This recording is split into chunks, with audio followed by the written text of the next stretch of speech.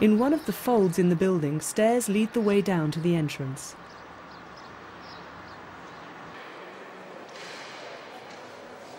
Although rather discreet from the outside, from inside the building is immense. The museum lies below the level of the city.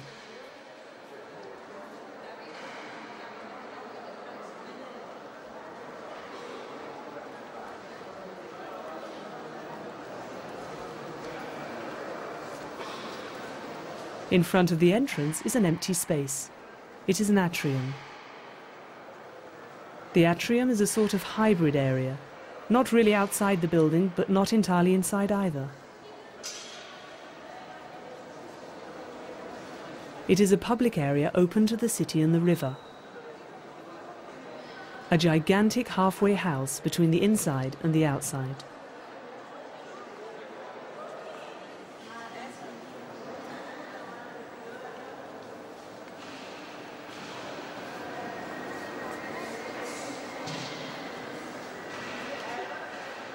In the atrium, the architecture is the first thing on display.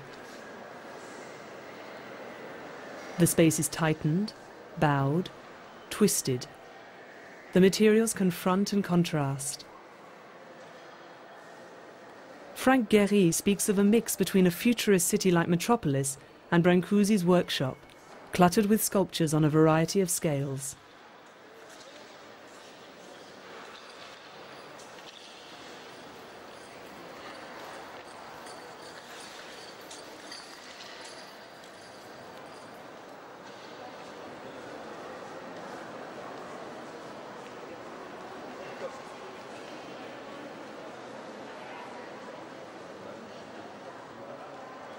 Set on each side of the atrium, stairs and lifts are hidden behind large glass scales, reminiscent of a moving fish.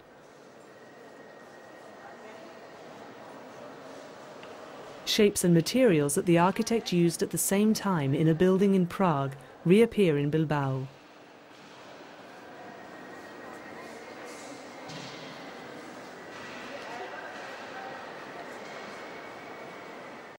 Around the atrium, the areas are easier to understand. The galleries are situated concentrically. Each of the spaces is independent. Glass facades fill the gaps. The galleries on the ground floor are linked by the atrium. The galleries on the two upper floors are linked by passageways.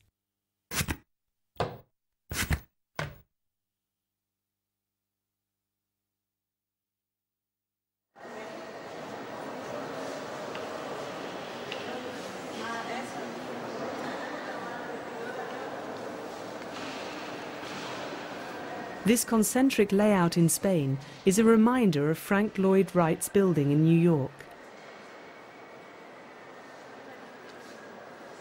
Frank Gehry makes the reference and then instantly forgets it.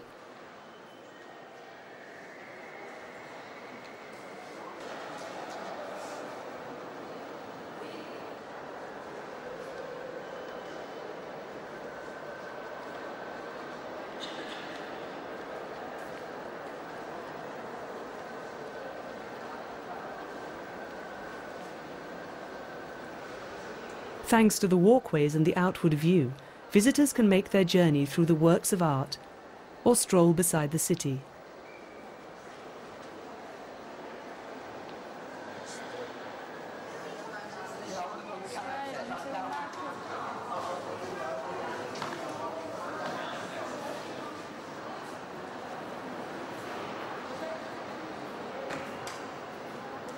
Each time a visitor leaves the passageway to cross the threshold of a gallery, he enters into a different space, another world.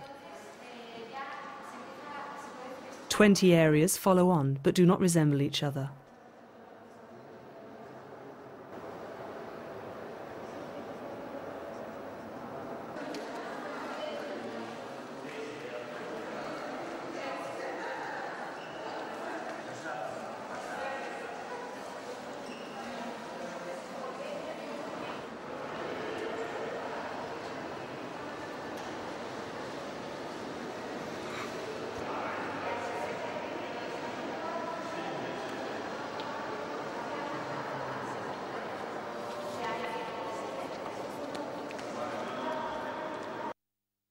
Third floor.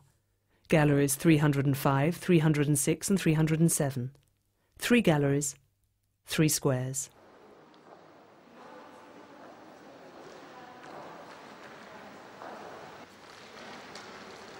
Where the works are classical, the architecture stands back. There are straight walls and parquet floors.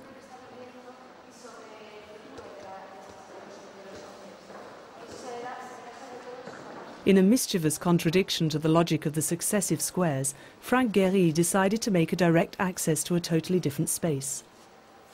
The floor is concrete, it is 3 times as high, curved, leaf-shaped.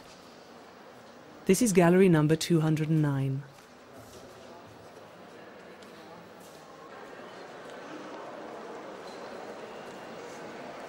Ground floor, gallery 104. The room is 130 meters long. Frank Gehry's brief included requirements for a space to house monumental works. The architect made a gigantic capsized ship's hull. Ironically, at the end of this immense space, he put a tiny area for displaying just a few paintings.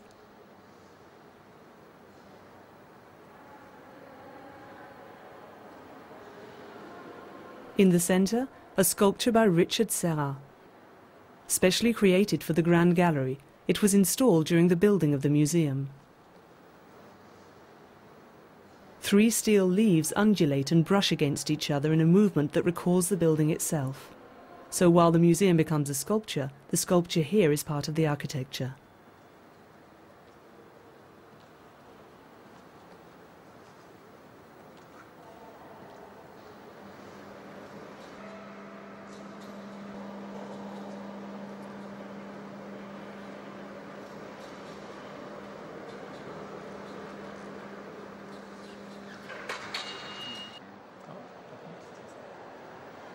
How should a museum be lit?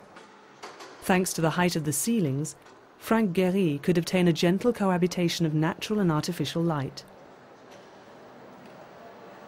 Roof openings are pierced in each of the museum's galleries.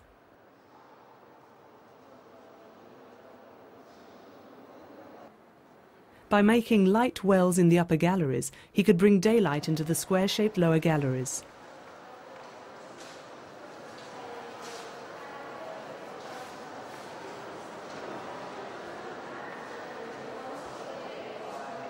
But the preference for the museum curators was for artificial light, because it is easier to control. So Frank Gehry decided to cut off or filter the natural light to soften it. Mobile filters were installed that could be removed in winter and reinstalled against the strong summer sunlight. In spite of all, some of the filters remain in place summer and winter. In the end, the works were lit by light bulbs just like every other museum in the world.